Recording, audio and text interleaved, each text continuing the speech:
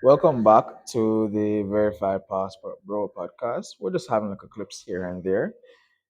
Yesterday we spoke about AI and how AI is going to impact the dating market. To be fair, I want to unpack that some more in the future because I do believe it's going to be, very impactful on the market and on society in a whole. We're to the point where I do believe AI will be mandatory in like the school systems and stuff like that. But today we're here to talk about gentleman or chivalry versus oppression and why chivalry dead, as some may say. For most of you guys may have watched the Dave Chappelle clip where it says men killed chivalry and women and feminists make sure it was dead or something like that. It's so well look at it on a bigger picture. For example, open the door. You open the door for a lady now, it's almost like an insult. It's like you're saying you're demeaning the female you're opening the door for. But then it was a compliment. And then some, not even some, sometimes open the door for a female, it's like they think you're demeaning them. And no, it's like sometimes when you know, it's like, oh, you think I can open my own door, or whatever, whatever, whatever.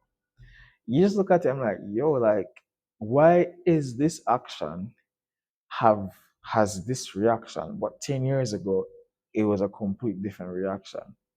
So is it the action that's bad or is it something else? Like if I did something 10 years ago and it was praised, and I do the same action again 10 years later, it is ridicule.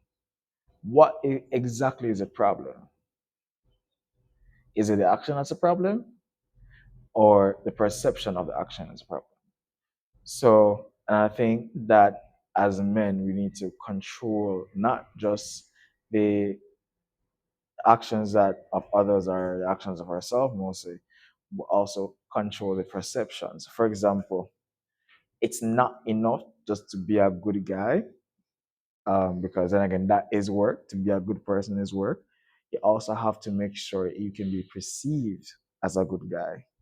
And I think that's one of the reasons that contribute to chivalry being dead is that it's no longer perceived as chivalry, even though the action remained the same from all these years ago. So with that in mind, it's always a case of being able to control the perception of the chivalry. Because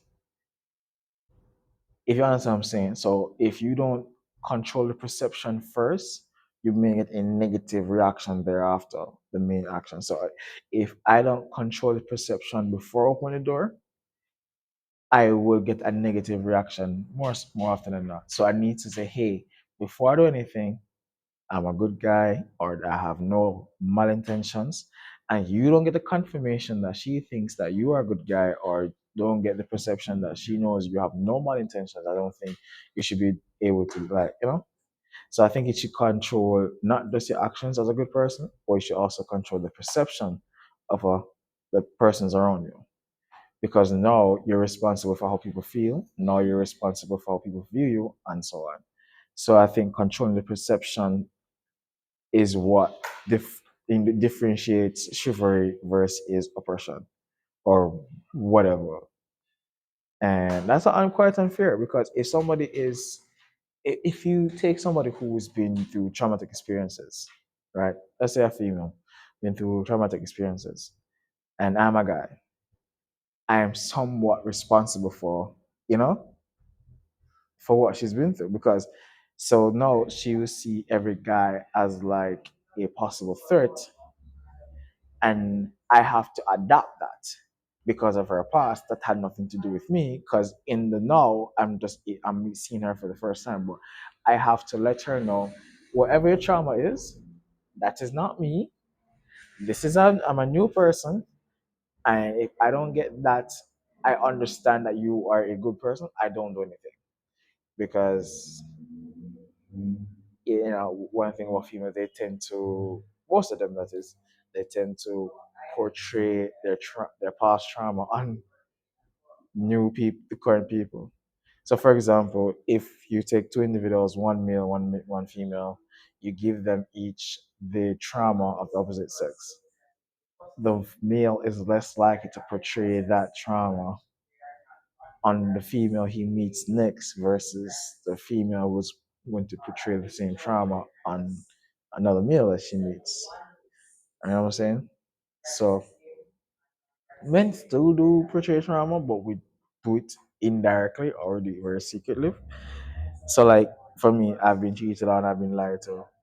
However, I'm not going to treat every girl like they're going to lie to me. It's like in the back of my mind, I'm like, oh, maybe she's going to lie to me, or maybe she will like cheat on me. However, if she I'm not going to like look for reasons, because you really what you look for you will find. So it's just like if it was the other way around, someone lied to her and cheat on her, she's gonna like constantly directly look for reasons that confirm to this ideology. So you also have to control the perceptions. And I think controlling perceptions and how people receive information is not something that's been taught. And it's a new ideology because back then we didn't have to do it. A good thing was a good thing no matter what the context was. No, a good thing is when a good thing depends on the perspective. So, and that's it for another clip of Verified Password Rules. Once again, if you like the video, press the like button and subscribe for more.